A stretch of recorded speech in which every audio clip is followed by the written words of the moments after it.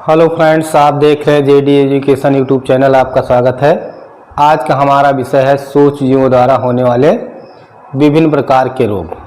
तो सूक्ष्म जीव द्वारा विभिन्न प्रकार के लाभ भी है तो विभिन्न प्रकार की हानियां भी हैं। तो विभिन्न प्रकार के हानियों में हम सबसे पहले देखेंगे कि मनुष्यों में होने वाले बीमारियां कौन कौन सी हैं। विभिन्न प्रकार की बीमारियां सूक्ष्म जीवों द्वारा होती हैं, जिसमें विषाणु है, वायरस है, जिसे अंग्रेजी में वायरस कहते हैं, बैक्टीरिया यानी कि जीवाणु, फिर इसके बाद प्रोटोजोआ या विभिन्न प्रकार के सूक्ष्म जीव हैं जो हमें क्या करते हैं, रोगग्रस्त कर देते हैं। कुछ छूने के द्वारा, कुछ वातावरण के द्वारा और कुछ क्या है अपने आसपास संक्रमण यानी कि एक दूसरे से संक्रमण फैल सकता है। तो सबसे पहले हम देखेंगे सूक्ष्म जीव। सबसे पहले हमने देखा था कि सूक्ष्म जीव क्या होते हैं, सर्वव्यापी होते हैं। सर्वव्यापी का मतलब होता है जो सभी जगह उपस्थित होने, क्या कहते हैं हम, सर्वव्यापी। और सूक्ष्म जीव सर्वव्यापी होते हैं और जीवधारियों के जीवन को प्रत्यक्ष अथवा परोक्ष रूप से प्रभावित करते हैं। साथ साथ सूक्ष्म जीव मनुष्यों, जंतुओं और पौधों में अनेक रोग उत्पन्न करते हैं। सूक्ष्म जीव मनुष्यों में, जंतुओं में और पौधों में विभिन्न प्रकार के यानी कि अनेक रोग उत्पन्न करते हैं। रोग उत्पन्न करने वाले सूक्ष्म जीव जो रोग उत्पन्न करते हैं, उन सूक्ष्म जीव को रोगाणु कहते हैं। क्या कहते हैं, रोगाणु कहलाते हैं। मनुष्यों में रोग उत्पन्न करने वाले सूक्ष्म जीव सांस द्वारा, पेयजल द्वारा एवं भोजन द्वारा, यानी कि सांस के द्वारा, पेयजल यानी कि पानी के द्वारा और भोजन द्वारा हमारे शरीर में प्रवेश करते हैं। संक्रमित व्यक्ति अथवा जंतु, यानी कि संक्रमित व्यक्ति हो अथवा जंतु के सीधे संपर्क में आने से रोग का संचार हो सकता है, इसे संक्रमण कहते हैं। इसे क्या कहते हैं, संक्रमण कहते हैं। सूक्ष्म जीवों द्वारा होने वाले ऐसे रोग जो एक संक्रमित व्यक्ति से स्वस्थ व्यक्ति में वायु, जल, भोजन अथवा संपर्क द्वारा फैलते हैं, संक्रमणीय रोग कहलाते हैं। कौन से रोग कहलाते हैं, संक्रमणीय रोग कहलाते हैं। जैसे सामान्य सर्दी, जुखाम, क्षय रोग आदि। इस प्रकार के रोग मनुष्यों में क्या होता है, दूषित जल के द्वारा, भोजन के द्वारा अथवा संपर्क के द्वारा एक दूसरे से फैल जाते हैं। तो विभिन्न प्रकार के हम देखेंगे कि कौन। अब हम सब लोग देखेंगे कि मनुष्य में सूक्ष्म जीवों द्वारा होने वाले सामान्य रोग कौन कौन से हैं। तो देखिए यहाँ पर मानव रोग लिखा है, रोग कारक सूक्ष्म जीव लिखा है, संचरण का तरीका लिखा है और बचाव के उपाय। सबसे पहले हमारा आता है क्षय रोग। क्षय रोग किसके द्वारा होता है, जीवाणु के द्वारा होता है। किसके द्वारा होता है, जीवाणु के द्वारा होता है। कैसे होता है, वायु के द्वारा हो जाता है। इसके लिए क्या करना है, रोगी व्यक्ति को पूरी तरह से अन्य व्यक्तियों से अलग रखना चाहिए और रोगी के व्यक्तिगत वस्तुओं को अलग रखने के साथ साथ क्या करना चाहिए, उस समय पर टीकाकरण कराना चाहिए। इस प्रकार से हम सूक्ष्म। खसरा है, ये विषाणु द्वारा होता है, वायु से फैलता है। चिकन पॉक्स जिसे हम सब लोग चेचक कहते हैं, विषाणु द्वारा है, वायु के द्वारा या सीधे संपर्क से होता है। फिर पोलियो विषाणु द्वारा होता है, वायु और जल द्वारा होता है। इनके सभी बचाव के लिए क्या करना है, रोगी की व्यक्तिगत वस्तुओं को अलग रखना चाहिए और उचित समय पर क्या करना चाहिए, टीकाकरण कराना चाहिए। यदि टीकाकरण नहीं कराया जाता है तो रोग होने की संभावनाएं अधिक होती हैं। टीकाकरण से क्या होता है, हम सुरक्षित हो जाते हैं। फिर इसके बाद आता है हैजा। पुरानी है, लोग आज भी गाली देते हैं तो कहते हैं हैजा हो जाए। हैजा एक बीमारी है जो किसके द्वारा फैलता है, जीवाणु द्वारा फैलता है। जल के द्वारा होता है या भोजन के द्वारा होता है, जल के द्वारा या भोजन के द्वारा होता है।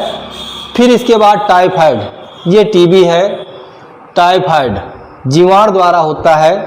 जल, भली भात पके भोजन, उबला पेयजल एवं टीकाकरण, यानी कि व्यक्तिगत। हैजा जीवाणु क्या लिखा, जल, भोजन यानी कि व्यक्तिगत स्वच्छता एवं अच्छी आदतों का अपनाना। टाइफाइड जीवाणु जल द्वारा होता है, भली भांत पके भोजन, उबला पेयजल एवं टीकाकरण, यानी कि उबला पेयजल हो, स्वच्छ भोजन हो, ताज़ा हो और टीकाकरण कराना आवश्यक है। इससे बचा जा सकता है। फिर इसके बाद आता है हेपेटाइटिस। हेपेटाइटिस विभिन्न प्रकार के रूपों में पाया जाता है जो विषाणु द्वारा होता है। किसके द्वारा होता है? विषाणु के द्वारा होता है, जो जल के माध्यम से फैलता है। इसके लिए है कि उबले हुए जल का प्रयोग करना चाहिए और टीकाकरण कराना चाहिए। फिर इसके बाद आता है मलेरिया। मलेरिया भी आप सब लोग देखेंगे, मलेरिया हम सब लोग सुनते हैं। मलेरिया किसके द्वारा होता है? प्रोटोजोआ है जो मच्छर के द्वारा होता है। और डेंगू किसके द्वारा होता है? विषाणु के द्वारा है, ये भी मच्छर के द्वारा फैलता है। चिकनगुनिया जो है विषाणु द्वारा होता है, ये भी मच्छर के द्वारा फैलता है। इस सब के बचाव के लिए हमें सबसे पहले क्या करना चाहिए? मच्छरदानी का प्रयोग करना चाहिए। किसका करना चाहिए? मच्छरदानी का प्रयोग करना चाहिए। और मच्छर को भगाने के लिए रसायनों का प्रयोग करना चाहिए और कीटनाशक का छिड़काव करना चाहिए। कीटनाशक छिड़काव के साथ साथ हमें क्या करना है कि जहाँ पर प्रजनन करते हैं, यानी कि जहाँ पानी रुका होता है वहाँ पर ये प्रजनन करते हैं, तो पानी एकत्र होने न दिया जाए। और बीमारी होने पर अच्छे चिकित्सक से क्या करना चाहिए? सलाह लेना चाहिए और दवा कराना चाहिए। फिर इसके बाद आता है अगला जापानी मस्तिष्क ज्वर। जापानी मस्तिष्क ज्वर अभी कुछ समय पहले आप सुने होंगे कि गोरखपुर मंडल इधर सबसे ज़्यादा था। तो जापानी मस्तिष्क ज्वर जो होता है विषाणु के द्वारा होता है, ये भी मच्छर से फैलता है। Acute encephalitis syndrome. Acute encephalitis syndrome जो होता है विषाणु के द्वारा, जीवाणु के द्वारा, कवक द्वारा, परजीवी द्वारा और स्पाइरोकीटस द्वारा फैलता है। इसके लिए क्या करना है कि मच्छर के द्वारा होता है, मच्छर पानी हवा एवं जल द्वारा होता है, हवा एवं खाना द्वारा होता है, पान की सामग्री यानी कि जो हम पान की सामग्री का प्रयोग करते हैं। इसके लिए क्या करना है कि आपको मच्छरदानी का प्रयोग करना है। किसी भी स्थान पर जल एकत्र न करना, यानी कि जहाँ पर जल एकत्र है वहाँ पर जल एकत्र न हो घर के आसपास। फिर इसके बाद पीने हेतु क्लोरीन युक्त पानी का प्रयोग करना चाहिए। और धान के खेतों में क्या करना चाहिए? नीम की खली का प्रयोग करके उसे डाल देना चाहिए। जब नीम की खली डालेंगे, हम सब लोग देखते हैं कुछ मुख्य बीमारियां तथा उसके लक्षण और उपचार या बचाव कैसे करते हैं। सबसे पहले हम देखते हैं डेंगू बुखार, यानी कि डेंगू जो है वो अक्सर व्यक्तियों में हो जाता है। कहें भैया डेंगू हो गया। डेंगू हो गया तो डेंगू किसके कारण से होता है? विषाणु रोग है। या किसके द्वारा होता है? विषाणु के द्वारा होता है। और यह रोग पीड़ित व्यक्ति से क्या हो जाता है? स्वस्थ मनुष्य में टाइगर मच्छर, यानी जो टाइगर मच्छर है इसको कहा जाता है एडिस एजिप्ट।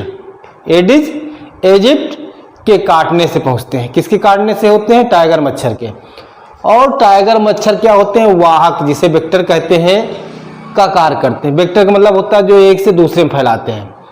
यह मच्छर दिन में काटता है। या किस समय काटता है? दिन में काटता है। और रोग के लक्षण है और बचाव क्या है? रोग के लक्षण में क्या होता है कि जब डेंगू रोग हो जाता है तो जो डेंगू रोग से पीड़ित व्यक्ति होता है उसमें तीव्र बुखार हो जाता है, तीव्र ज्वर होता है, सिर दर्द होता है, आंखों के पीछे दर्द होता है, यानी कि आंखों के पीछे दर्द होता है, शरीर पर चकत्ते निकल आते हैं। शरीर पर क्या होते हैं? चकत्ते निकल आते हैं। और कभी कभी क्या होता है? तीव्र ज्वर के साथ क्या होता है? नाक, कान या मुख से रक्त का स्राव होने लगता है। रक्त का स्राव होने लगता है कभी कभी, लेकिन ये परमानेंट नहीं, कभी कभी होता है। और डेंगू से पीड़ित व्यक्ति को क्या करना चाहिए? उसको आराम करना चाहिए। डेंगू व्यक्ति को आराम करना चाहिए। साथ साथ क्या है? किसी अच्छे चिकित्सक से सलाह लेकर के दवा करना चाहिए। यह है डेंगू लक्षण। फिर इसके बाद हम देखते हैं चिकनगुनिया। चिकनगुनिया क्या है? चिकनगुनिया भी एक प्रकार की बीमारी है जो टाइगर मच्छर यानी कि एडिस एजिप्ट के काटने से ही होता है। यह विषाणु द्वारा होने वाला रोग है। और यह रोगी से स्वस्थ व्यक्ति में कैसे पहुंचता है? यह भी टाइगर मच्छर के काटने से पहुंचता है। किसके काटने से पहुंचता है? टाइगर मच्छर के काटने से चिकनगुनिया भी होता है। इसमें क्या लक्षण होते हैं? इसमें भी लक्षण होते हैं चिकनगुनिया के लक्षण एवं बचाव। चिकनगुनिया के लक्षण क्या है? चिकनगुनिया से पीड़ित व्यक्ति में तीव्र बुखार, यानी कि तीव्र बुखार तथा जोड़ों में दर्द होता है। तीव्र बुखार हो जाता है और जोड़ों में दर्द होता है। और कभी कभी क्या होता है? जोड़ों में सूजन भी हो जाती है। कभी कभी क्या होता है? जोड़ों में सूजन भी हो जाती है। और चिकनगुनिया से व्यक्ति को क्या करना चाहिए? आराम करना चाहिए और डॉक्टर की सलाह से उपचार कराना चाहिए। यानी कि जब भी ये बीमारी हो जाए तो डॉक्टर से तत्काल सलाह लेकर के दवा करनी चाहिए। फिर इसके बाद आता है मलेरिया। हम आप अक्सर सुनते हैं कि मलेरिया हो गया। मलेरिया भी क्या होता है कि मलेरिया प्लाज्मोडियम नामक प्रोटोजोआ होता है के द्वारा होता है। किसके द्वारा होता है? मलेरिया प्लाज्मोडियम के द्वारा। ये प्रोटोजोआ है जिसके द्वारा होता है। या रोग का वाहक मादा एनोफिलीज मच्छर जो होता है वो एक दूसरे से फैला देता है। और जब मादा एनोफिलीज मच्छर क्या करते हैं, मलेरिया से पीड़ित व्यक्ति यानी कि जो व्यक्ति पीड़ित होता है उसको काट लेता है। काट करके प्लाज्मोडियम को स्वस्थ मनुष्य में क्या करता है, पहुंचा देता है। यानी कि अगर कोई व्यक्ति पीड़ित है मलेरिया से, उसको मादा एनोफिलीज मच्छर काट लेता है तो मादा एनोफिलीज मच्छर क्या करता है, दूसरे व्यक्ति को काट लेता है तो उसको मलेरिया रोग हो जाता है। लक्षण एवं उपचार। लक्षण क्या है? मलेरिया से पीड़ित व्यक्ति की जूड़ी के साथ बुखार आ जाता है, यानी कि बहुत ठंडी लगती है और उसके साथ बुखार आ जाता है। रोगी को तुरंत चिकित्सक की देखरेख में उपचार कराना चाहिए। इस प्रकार से मलेरिया, चिकनगुनिया और डेंगू के बारे में हमने जाना। फिर हम सब लोग देखते हैं सूक्ष्मजीवों द्वारा कुछ पौधों में होने वाले रोगों के बारे में बताया गया। सूक्ष्म जीव होते हैं, जंतु हों, पेड़ पौधे हों, और विभिन्न प्रकार के जीव जंतुओं में विभिन्न प्रकार के रोग उत्पन्न करते हैं। तो सूक्ष्म जीवों द्वारा होने वाले पौधों में कौन कौन से रोग हैं, कुछ रोगों के नाम दिए गए हैं और कारक क्या है, किसके द्वारा होता है, इसके देखते हैं। पौधों के सूक्ष्म जीवों द्वारा होने वाले सामान्य रोग क्या है? सबसे पहले हम देखते हैं गेहूं की गिरोई रोग। गेहूं की गिरोई रोग होता है गेहूं की गिरोई रोग होता है जिसमें हम आप देखेंगे बालें एकदम खाली हो जाती हैं, काली काली होते हैं और उसमें एकदम कैसा पाउडर की तरह हो जाता है। उसे क्या कहते हैं? फफूंद कहते हैं। तो गेहूं की गिरोई रोग किसके द्वारा होता है? कवक के द्वारा होता है। किसके द्वारा होता है? कवक के द्वारा होता है। इसी तरह गेहूं का कंडुआ रोग जो होता है, गेहूं में कंडुआ रोग भी जो है किसके द्वारा होता है? कवक के द्वारा है। नींबू का कैंसर रोग कहा जाता है जो जीवाणुओं द्वारा होता है। और आलू में वलय, बिलगन या रिंग रॉट ऑफ पोटैटो, ये होता है जीवाणुओं द्वारा। तंबाकू का मोज़ेक रोग जो होता है ये किसके द्वारा होता है भाई? विषाणुओं द्वारा होता है। लीफ कर्ल ऑफ कुकुरबिट यानी कि लौकी में किसका होता है? विषाणुओं द्वारा। अब दिया हुआ कि संक्रमण के तरीके, संक्रमण के तरीके मतलब होता है कि जो संक्रमण पेड़ पौधों में, जीव जंतुओं में या मनुष्यों में किस प्रकार पहुंचते हैं उसे संक्रमण कहते हैं। तो हमारे शरीर में सूक्ष्म जीव अनेक प्रकार से प्रवेश करते हैं। अनेक प्रकार से कैसे प्रवेश करते हैं? जैसे दूषित वायु द्वारा, जल द्वारा, रोगग्रस्त व्यक्ति से। इसलिए अपनी सुरक्षा का पूर्ण ध्यान रखना चाहिए। फिर ऐसे रोग जो रोगी व्यक्ति से स्वस्थ व्यक्ति में वायु, जल, भोजन अथवा व्यक्तिगत संपर्क द्वारा फैलते हैं, संक्रामक रोग या छूत की बीमारी कहलाते हैं। हैजा, सर्दी, जुकाम, चेचक आदि संक्रामक रोग है। संक्रमण रोग के निम्न तरीके से फैलता है, यानी कि संक्रामक रोग निम्न तरीकों से फैलता है। वो तरीके कौन कौन से हैं? महन अच्छा, संक्रामक रोग निम्न तरीके से फैलता है। ये निम्न तरीके क्या क्या है भाई? निम्न तरीके में बताया गया वायु द्वारा। हम आप जानते हैं वायु द्वारा कैसे? वायु द्वारा देखते होंगे जैसे हमारी सर्दी जुकाम होता है, आँख लाल होती है या इन्फ्लुएंजा हो जाता है तो इसके द्वारा क्या होता है? एक व्यक्ति से दूसरे व्यक्ति में पहुंच जाता है। कैसे पहुंच जाता है? पहुंचने का तरीका कैसे है कि जैसे आप देखते हैं कि सर्दी जुकाम होता है तो हमें छींक होती, छींक होती जब हम बाहर करते हैं तो पानी के कुछ बूंदें बाहर निकलती, उसके द्वारा असंख्य जो वायरस, जीवाणु जो भी होता है वो क्या होता है? फैल जाता है और इसके माध्यम से दूसरे में फैल जाता है। इस प्रकार से वायु द्वारा फैल जाता है। फिर इसके बाद आता है दूषित जल द्वारा। दूषित जल द्वारा क्या होता है कि मनुष्य में कई संक्रामक रोग दूषित जल द्वारा होता है। जैसे पानी पी लेता है, जैसे हैजा है, हैजा से ग्रसित रोगी क्या हो जाता है? अपशिष्ट पेयजल से मिल जाते हैं। ये पेयजल क्या होता है? यदि कोई स्वस्थ जाने अनजाने में दूषित जल को पी लेता है तो इससे वह रोगग्रस्त हो जाता है। इस प्रकार से दूषित जल द्वारा रोग हो जाते हैं। फिर इसके बाद आता है मिट्टी द्वारा। मिट्टी द्वारा देखे होंगे कि जो बच्चे होते हैं, छोटे बच्चे होते हैं, क्या होते हैं, मिट्टी में खेलते रहते हैं।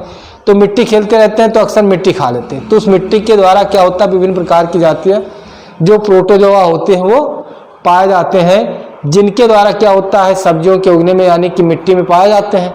तो मिट्टियों के द्वारा सब्जी उगाई जाती है। सब्जियों के द्वारा क्या होता है, वो हमारे खाने में पहुंच जाती है, मनुष्य तक पहुंचती है और संक्रमित करती है। बच्चों की गंदी मिट्टी में खेलने के दौरान क्या होता है, सूक्ष्म जीवों द्वारा संक्रमण होने से फोड़े फुंसी हो जाते हैं, पेट का खिंचुआ हो जाता था, पिंडक्रम का भी संक्रमित कर देती। फिर इसके बाद देखते हैं संक्रमित व्यक्तियों द्वारा। संक्रमित व्यक्तियों द्वारा कैसे होता है, जैसे मलेरिया है।